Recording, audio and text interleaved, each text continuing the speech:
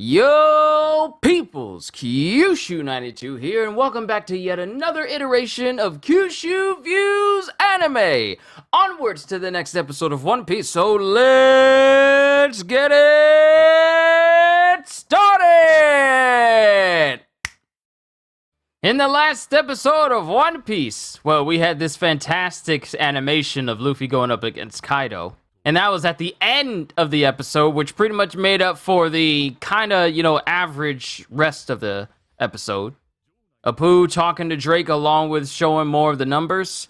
Kinemon's lower half finding its way towards some of his allies, namely the Straw Hats. And I say this once again. I still don't know how I feel about Kinemon's body still being okay with the explanation of him being not completely together because it was the Straw Hats who put them together and not Law. Still don't know how I feel about that even after all this time. Zoro versus King. Orochi's still alive. And he tells Kanjuro to make his last performance, which involves basically trying to set the entire castle on fire with Kanjuro's final drawing. Kazenbo! And this drawing of Kanjuro just starts burning its way through the rest of the entire castle. A countercharge! Law and Kid's return attack combination! So we've already dealt with Killer and Hawkins going up against each other. That battle's already been sorted. Now, it looks like we gotta deal with Law and Kid still going up against Big Mom. And we got Yamato using their Zoan form in order to get back inside of the castle. And just straight blitzes a bunch of Beast Pirates. Great, seeing Yamato like this makes me want to play Okami. We got Momonosuke outside, still trying to make flame clouds to take over where Kaido's starting to weaken and keep it from falling on the flower capital. Yo, it's Law! Here we are! And there's Kid. And there's Big Mom. Yo, Law with the shambles. That looks like injection. Yeah, injection shot! We got Prometheus defending himself against Kid, repelling Kid more like. And we got Hera pretty much keeping Law at bay. These are some strong homies. Oh! Yo! Kid's asking if Law has awakened his Ope Ope no... And he's... Oh! There it is! Ladies and gentlemen! The Ope Ope no Mi has awakened! Law has awakened the Ope Ope no Mi! Now, Kid's making this big, massive metallic structure. Punk rotten! Look at this thing! It's basically a floating hover mech. That was an abrupt end to that scene. You just hear that, brother, if you don't stop digging in your nose, just flicking his boogers everywhere. This Joker nasty. I told y'all this man was nasty before we even got to the fire festival. I told y'all. So here's my thing, Orochi. You want Kanjuro's Kazenbo to get down to the armory and blow everything up. Did this man forget that he ain't got no way to get out? That man got too many earlobes. Too many earlobes. Too many earlobes. But Orochi's so dumb, he's gonna blow up all of Onigashima. How's he gonna get out? He's trying to get Fukuro Kuju to get him out, but, Fukuro Kuju's still fighting Raizo after 75 months. Oh, Ikoku! Woo!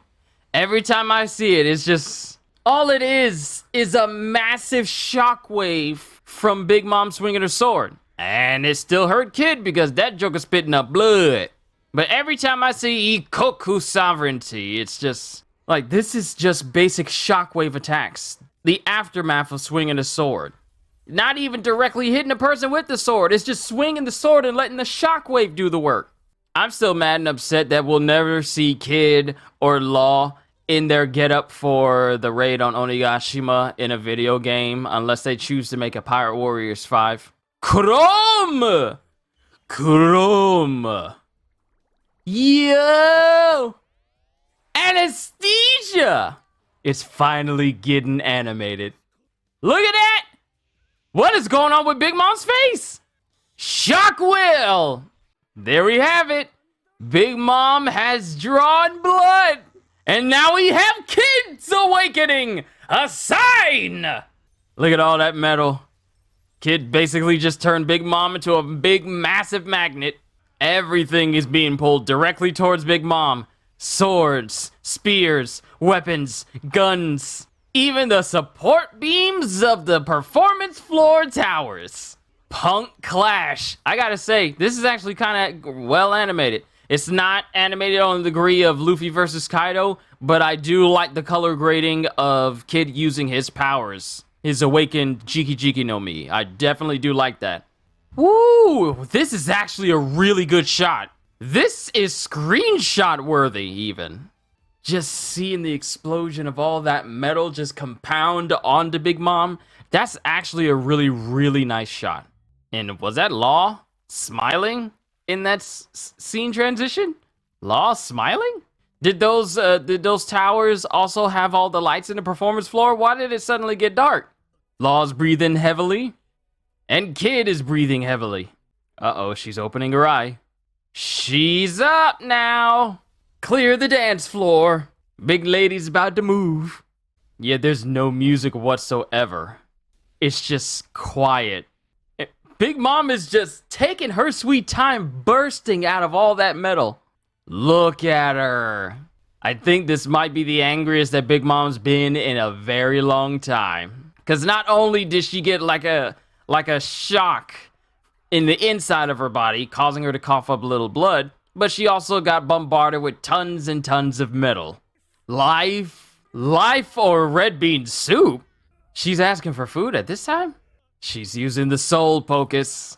And since there's no red bean soup anymore, yeah, since all the Beast Pirates basically just wasted all of the Oshiruko, the only thing these Beast Pirates have left to offer is their lives. And if you fear Big Mom, it's already too late.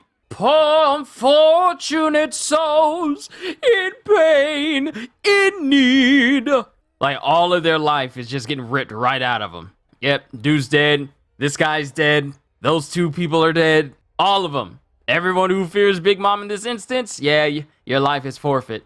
I kind of like the color grading of this episode. A lot of pinks and magentas and purple hues.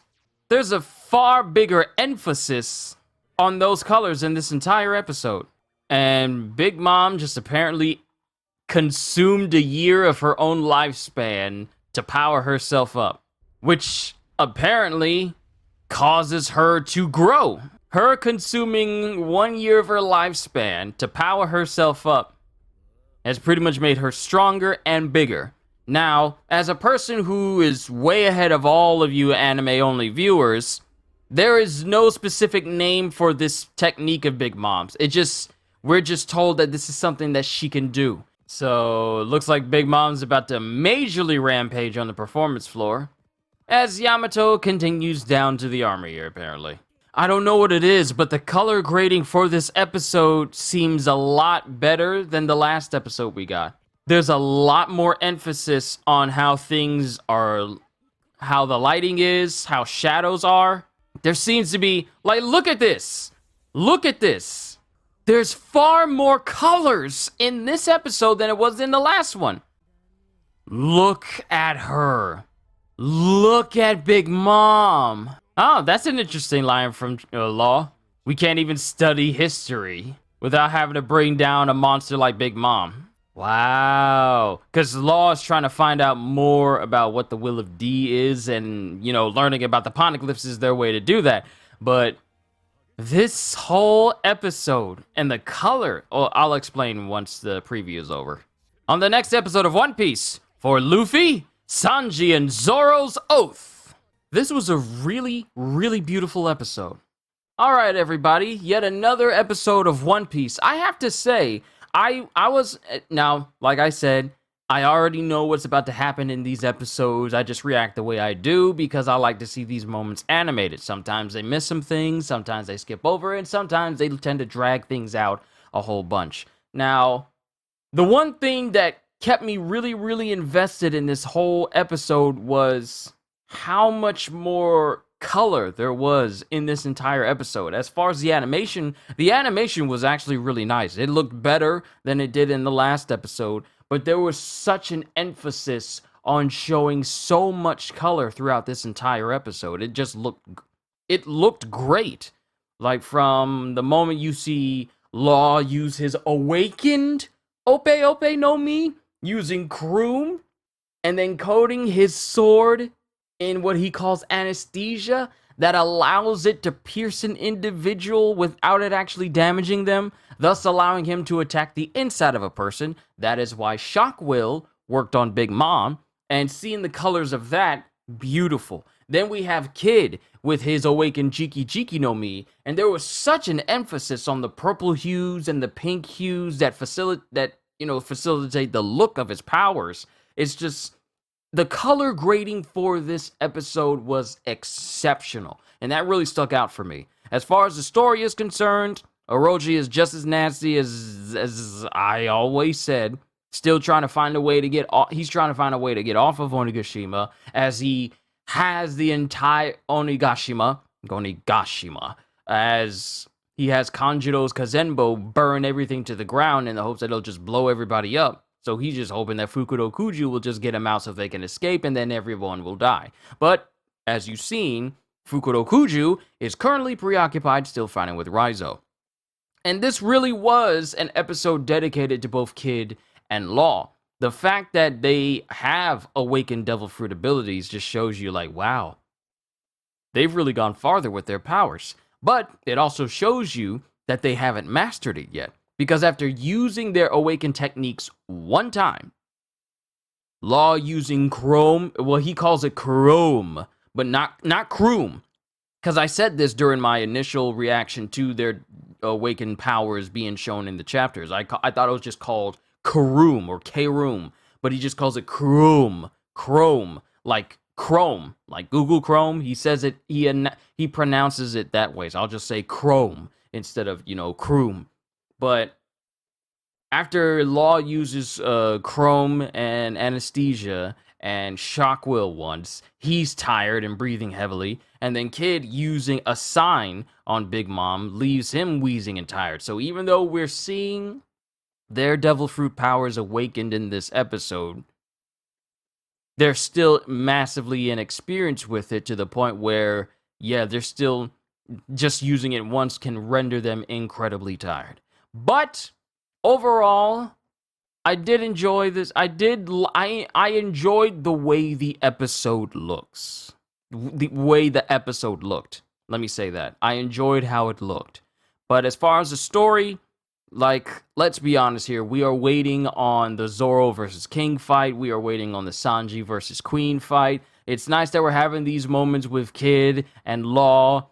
The only thing that a lot of us are really concerned about is how the pacing is going to go in order to get to those big fights with Law and Kid versus Big Mom, Zoro versus King, Sanji versus Queen, and of course, Luffy versus Kaido. We still have these 4 major fights, because everyone else's fights, they're fine and dandy, but we're done with those. The only other fight that's happening right now is Raizo versus Fukuro Kuju, and I feel like it's been carrying on for 84 years now.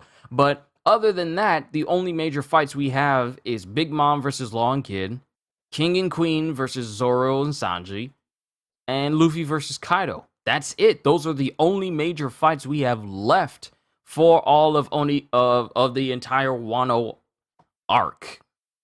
That's all we will. For the war on Onigashima. Let me just say that much. But we're just gonna have to see where these episodes go. Hopefully, we'll progress a lot during the month of April.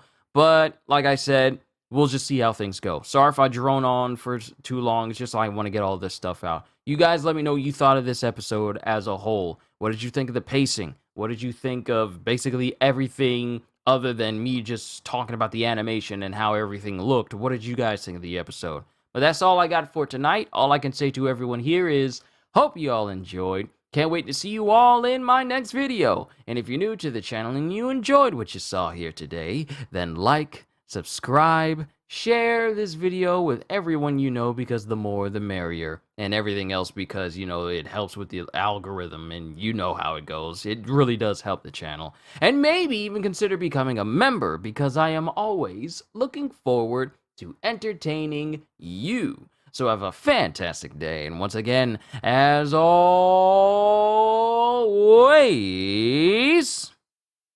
Later, peoples.